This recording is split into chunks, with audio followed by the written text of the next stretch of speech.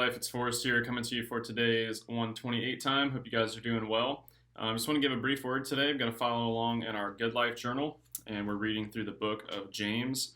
Yesterday we were in James 2, and we were looking at this concept of faith and works. And James makes the statement that faith without works is dead. And he begins to follow up on that in James 3.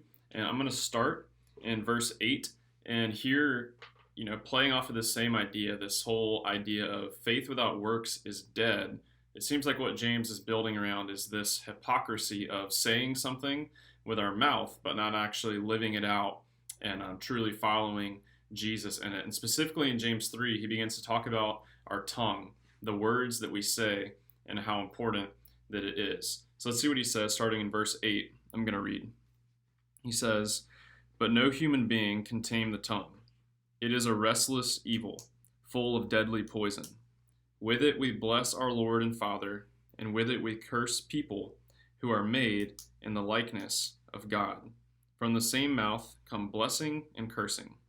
My brothers, these things ought not to be so. Does a spring pour forth from the same opening both fresh and salt water? Can a fig tree, my brothers, bear olives, or a grapevine produce figs?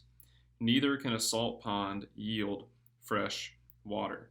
So I think the crux of what James is saying is he's looking to nature and kind of giving us this analogy. The crux of what he's saying is that if we are people who say that we love God, if we're people who say that we love God, it would be very hypocritical for us to, in the same breath, then curse the people that are made in the image of God. I think James is calling out some hypocrisy, which is that sometimes it's easy to, come to a place of worship and, say that we love the Lord and we're all good on that. But then when it comes to people, it can be really hard to actually love people and be involved in serving people. So I want to read one more time where James in verse 9 gets to the central issue. He says, "With the tongue we bless our Lord and Father, and with it we curse people who are made in the likeness of God. These things ought not to be so." So my encouragement for today, the 128, is really simple. It's that we would be a people who encourage one another.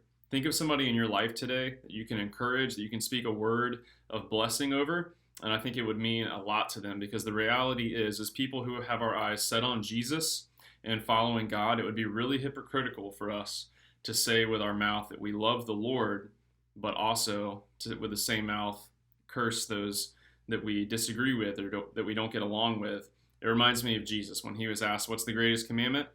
He says, "To love the Lord your God with your heart, soul, mind, and strength. And the second is like it, to love your neighbor as yourself." So I hope that wherever you are today, let's be people who encourage others. Love the Lord our God, love our neighbor as ourselves. Love you guys.